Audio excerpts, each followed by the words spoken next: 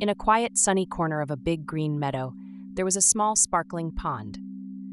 This pond was home to Pip, a little wooden boat. Pip loved his pond. He knew every smooth stone on the bottom and every lily pad on the top. It felt safe and cozy.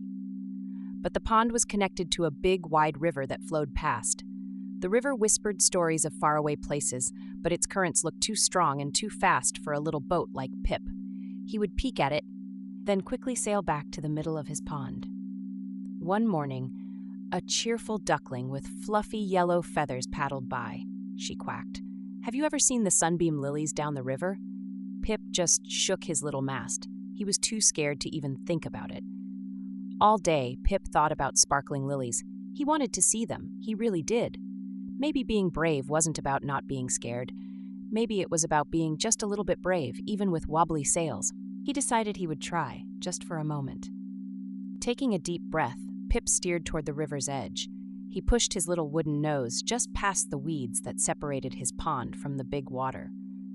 The current gently tugged at him. It felt new and a little wobbly, but not as scary as he imagined. He floated out into the gentle flow. The river was much wider than his pond. Green reeds waved hello from the banks, and puffy white clouds drifted in the big blue sky above. "This isn't so bad," Pip whispered to himself. He felt a tiny thrill of excitement. A wise old fish with shimmering green scales swam up beside him. "Well, hello, little one," the fish bubbled kindly. "It's not often we see a new boat out here." Pip told him about his quest for the sunbeam lilies, feeling a bit braver now. Said the fish, "Just follow the giggling water and stay where the sun warms the surface." With a flick of his tail, the kind fish dove back into the cool, clear water, leaving Pip feeling hopeful. Around the next bend, a family of playful otters were sliding down a muddy bank. Splash! They dove into the water, popping up with cheerful chirps. They swam circles around Pip, inviting him to a game of follow the leader. Pip giggled as his little sail fluttered in the breeze. The sun was high in the sky now, and Pip was beginning to feel a little tired. The river seemed to go on forever, and he hadn't seen any sparkling lilies yet. A small worry started to creep in. What if the duckling was just telling a story? Just then he heard a sound. Ribbit, ribbit! It was a choir of green frogs singing on a mossy log. They croaked in unison. "The sunbeam lilies are just around the big willow tree."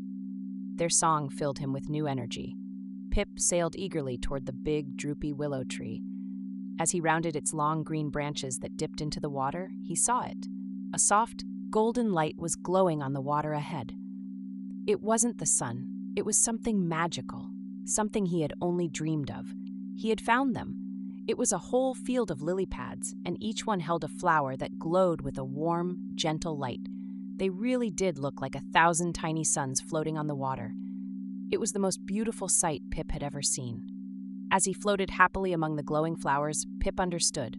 He had been scared, but he had done it anyway. The river wasn't a scary monster. It was a path to adventure and new friends. The world was so much bigger and more wonderful than his little pond. With a happy heart, Pip turned and let the gentle current guide him back home. He couldn't wait to tell the little duckling all about his adventure. He was still a little boat, but he knew now that even a little boat could have the biggest, bravest heart on the river.